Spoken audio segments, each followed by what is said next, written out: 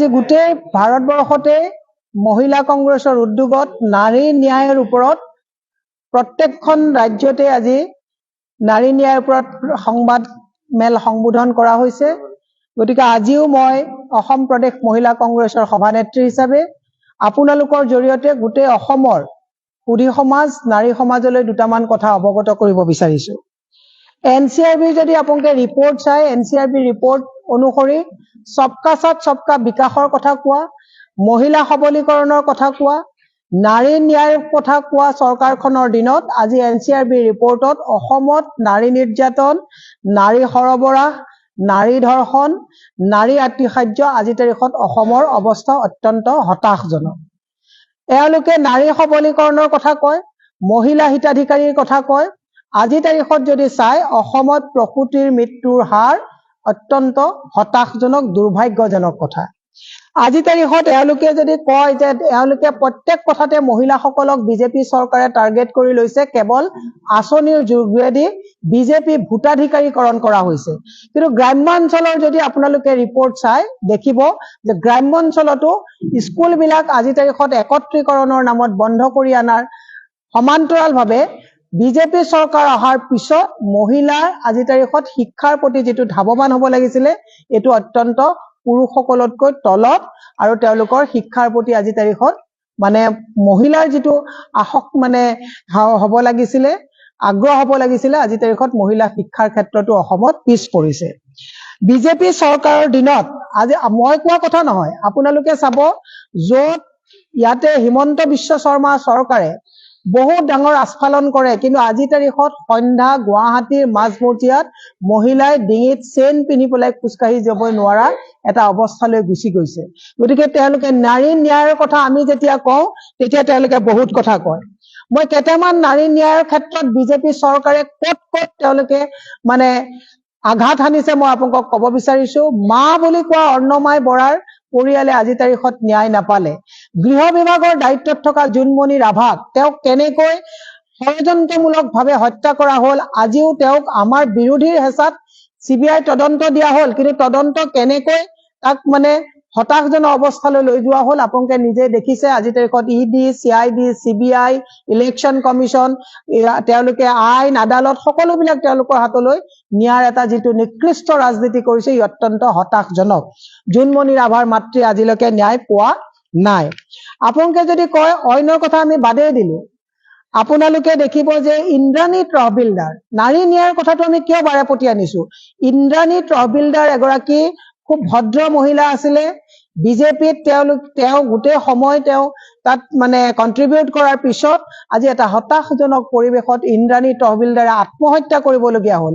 কিন্তু যি কাৰণত আত্মহত্যা কৰিবলগীয়া হ'ল পুথি খলিহলা দুজনমানক কাৰায়ত্ব কৰি বাকীসকলক কিন্তু আজিও আইনৰ আওতালৈ আনিবলৈ মুখ্যমন্ত্ৰীৰ গৃহ বিভাগ সক্ষম নহল পুলিচ সক্ষম নহল।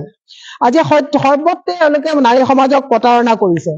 এফালে অৰুণোদয় আঁচনিৰ কথা কৈছে আনফালে অত্যাৱশ্যকীয় মূল্য সামগ্ৰীৰ আকাশলংঘিত চৰা দাম হৈছে। এওঁলোকে মহিলাসকলক 1200 টকা আঁচনি দিয়াৰ কথা কৈছে লাখপতি বাইদেউ বনোৱাৰ কথা কৈছে কিন্তু 1200 টকা আঁচনি দিয়াৰ পৰিৱৰ্তে প্ৰত্যেক মাহে মাহে হাজাৰ হাজাৰ কোটি টকা হিমন্ত বিশ্ব চৰকাৰে আমাৰ বনবিলাক তেওঁলোকে মডগ্ৰেজত দি পেলাই তেওঁলোকে ৱৰ্ল্ড বেংকৰ পৰা ধাৰ ল'বলগীয়া হৈছে আৰু এই ধাৰ পৰিশোধ কোনে কৰিবলগীয়া হৈছে আমাৰ প্ৰত্যেকটো পৰিয়ালে যুৱ সমাজ মাতৃ সমাজ পিতৃ সমাজ ইভেন আজি ভূমিষ্ঠ হোৱা শিশুটোও ধাৰৰ বোজা বহন কৰিবলগীয়া হৈছে। আমি হিমন্ত বিশ্ব শৰ্মা চৰকাৰক কৈছো আপোনালোকে আঁচনি দিয়ক আমি বেয়া পোৱা নাই কিন্তু সঁচা অৰ্থত যদি মহিলা সবলীকৰণৰ কথা কৈছে মহিলা সুখত থকাটো বিচাৰিছে তেতিয়াহ'লে অত্যাৱশ্যকীয় সামগ্ৰী এগৰাকী নাৰীয়ে পাকঘৰত কম দামত বস্তু আহাটো বিচাৰে যাতে ল'ৰা ছোৱালীক পুষ্টিকৰ আহাৰ খুৱাব বিচাৰে। গুৰ মুড়ি চিৰাটো আপোনালোকে GST লগাইছে অত্যাৱশ্যকীয় সামগ্ৰীৰ দাম কমাই পেলাই আপোনালোকে নাৰীক আপোনালোকে হেনেকে আপোনালোকে মানে এটা সক্ষমতা দিবৰ কাৰণে আমি চৰকাৰক দাবী অনুৰোধ জনাইছো। এওঁলোকে মাইক্ৰ ফাইনেন্সৰ নামত অসমৰ প্ৰতিগৰাকী যিসকলে মানে মাইক্ৰ ফাইনেন্সৰ দ্বাৰা উপকৃত হৈছিলে তেওঁলোকক প্ৰবল প্ৰতাৰণা কৰিলে।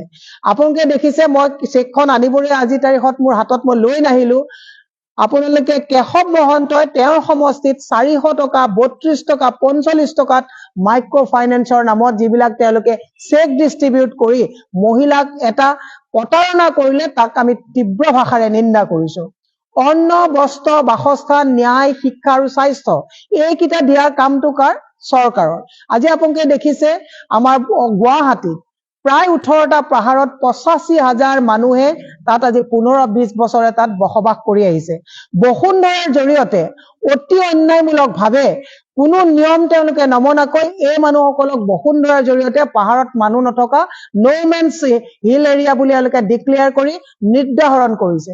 আজি শিলশাকুত তেওঁলোকে বুলডোজাৰ চলালে, শিলশাকুত বুলডোজাৰ চলাই তেওঁলোকক ফ্লেট দিম বুলি ক'লে, কিন্তু আজিলৈকে তেওঁলোকে আজি 5 মাহ হৈ গ'ল কাকো ফ্লেট দিব পৰা সক্ষমতা হোৱা নাই।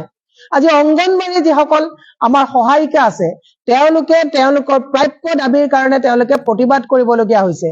আশা যিসকল কৰ্মী তেওঁলোকে ঘৰে ঘৰে গৈ আমাৰ মহিলাসকলৰ গৰ্ভৱতী মহিলাসকলক ভূমিষ্ঠ হোৱা শিশুসকলক তেওঁলোকে যিটো স্বাস্থ্যজনিত তেওঁলোকে সুৰক্ষাৰ নামত আত্মনিয়োগ কৰে, আজি আশা কৰ্মীসকলে তেওঁলোকৰ প্ৰাপ্য বিচাৰি হাহাকাৰ কৰিবলগীয়া হৈছে। আমাৰ সৰ্বশিক্ষাৰ অধীনত যিসকল ৰান্ধনী আছে সেই ৰান্ধনী মাতৃসকলে তেওঁলোকৰ যিটো পাৰিশ্ৰমিক পোৱা নাই। য'ত পৃথিৱীত আধাবাদী মহিলা আধা জনসংখ্যা মহিলা যে মহিলাই কাম কৰি যদি প্ৰাপ্য তেওঁলোকৰ যিবিলাক তেওঁলোকৰ প্ৰাপ্য দাবী বা ন্যায্য প্ৰাপ্য যদি তেওঁলোকে নাপায় তেতিয়াহ'লে কোনটো বিকাশৰ কথা নৰেন্দ্ৰ মোদী চৰকাৰ হিমন্ত বিশ্ব শৰ্মাৰ চৰকাৰে কৈছে ই অত্যন্ত দুৰ্ভাগ্যজনক কথা। মই তৃতীয় আৰু চতুৰ্থ কথাটো ক'ব বিচাৰিছো, আজিৰ তাৰিখত স্কুল বন্ধ কৰি গলিয়ে গলিয়ে মদৰ দোকানৰ আজিৰ তাৰিখত বেহা খোলা হৈছে। মদৰ ৰাজহৰে ৰাজ্য চলিবলগীয়া হৈছে আৰু তাৰ বিপৰীতে হেলিকপ্টাৰলৈ গুৱাহাটীৰ পৰা মংগলদৈলৈ হেলিকপ্টাৰলৈ মন্ত্ৰী যাবলৈ অতি নিলজ্জভাৱে মদৰ ৰাজহৰে ৰাজ্য চলোৱা স্কুল বন্ধ কৰিবলগীয়া চৰকাৰখনে হেলিকপ্টাৰ চলাই গুৱাহাটীৰ পৰা মংগলদৈলৈ যাবলগীয়া হৈছে। ই অত্যন্ত দুৰ্ভাগ্যজনক কথা। মহিলা ন্যায়ৰ কথা আমি কৈছো, এওঁলোকে নাৰী সুৰক্ষাৰ কথা কয়। পদপথত যিসকল মহিলাই শাক পাচলি বিকি পেলাই তেওঁলোকৰ পৰিয়াল নিৰ্বাহ কৰি আছে, জিএমচিৰ গুণ্ডা টেক্স 300ৰ পৰা 1200 টকালৈকে মহিলা সমাজে আদায় কৰিবলগীয়া অৱস্থা এটালৈ আহি পৰিছে।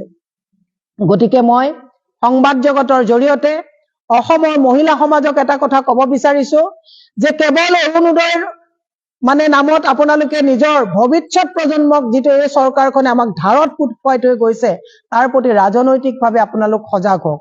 এফালে আপোনালোকে অৰুণোদয় দিছে, অৰুণোদয় কোনো বিজেপিয়ে ঘৰৰ পইচাৰে দিয়া নাই, আপোনাৰ মোৰ সকলো টেক্সৰ পইচাৰে দিছে, যিটো মানসিকভাৱে চেপাত ৰাখিছে যে অৰুণোদয় তোমালোকক তেতিয়াহে পাবা বিজেপি মিটিঙলৈ আহিব লাগিব, তোমালোকে আঁচনি তেতিয়াহে পাবা তেতিয়াহে তোমালোকে ৰেচন কাৰ্ড পাব লাগিব।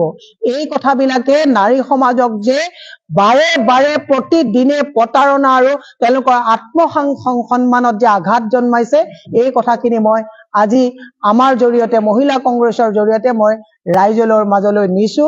গতিকে বিশেষ মোৰ ক'বলগীয়া আজি বিশেষ নাই, মই এইখিনিয়ে কৈছো যে আমি তেতিয়ালৈকে আমাৰ এই প্ৰতিবাদ আমি আগবঢ়াই লৈ গৈ থাকিম যেতিয়ালৈকে অৰ্থনৈতিকভাৱে সামাজিকভাৱে ৰাজনৈতিকভাৱে মহিলাই সম অধিকাৰ নাপাব। আজি 33% ৰিজাৰ্ভেশ্যনৰ কথা কোৱা হয়, কিন্তু 33%ৰ ৰিজাৰ্ভেশ্যনৰ কথা কৈ মহিলা সবলীকৰণৰ কথা কোৱা বিজেপি চৰকাৰে আজি অৰুণোদয়ত আবদ্ধ কৰি লাখপতি বাইদেউৰ কথা আবদ্ধ কৰি মহিলাক মানসিক হেঁচা আৰু চেপাত ৰাখিছে। বহু মহিলাই আমাক কয় যে আমি বিজেপি মিটিঙলৈ বাইদেউ বাধ্যত আহিছো, নহলে ৰেচন কাৰ্ডখন কাটি দিব, অৰুণোদয় আমাৰ কাটি দিব, ঘৰটো আমাৰ কাটি দিব। গতিকে সেইটো এটা চেপা উত্তেজনাত মহিলাসকল থাকিবলগীয়া হৈছে। মই সেইকাৰণে আজি অসমৰ নাৰী সমাজক মাতৃ সমাজক বিনম্ৰভাৱে আহ্বান জনাইছো যে ধৰ্মৰ মেৰুকৰণ কৰি ধৰ্মৰ চশমা পিন্ধাই হিন্দু মুছলমানৰ বিভেদ আনি নাৰী সমাজক নিজৰ চিন্তা কৰিব নোৱাৰা যি এটা পৰিৱেশলৈ লৈ গৈছে তাৰ ঊৰ্ধত ৰাজনৈতিক সামাজিক আৰু আপোনালোকে অৰ্থনৈতিকভাৱে নিজকে এই আওতাৰ বাহিৰত আনি ৰাজনৈতিকভাৱে সবল আৰু সজাগ হ'বৰ কাৰণে সকলোকে আহ্বান জনাই এই সংবাদমেল আজি সম্বোধন কৰিলো। আশা ৰাখিছো আপোনালোকে এই কথাখিনি আমাৰ নাৰী সমাজৰ মাজলৈ লৈ যাব, তাকে কৈ মই আজি আমাৰ সংবাদমেলত মোৰ ক'বলগীয়াখিনি আপোনালোকৰ ওচৰত ব্যক্ত কৰিছো।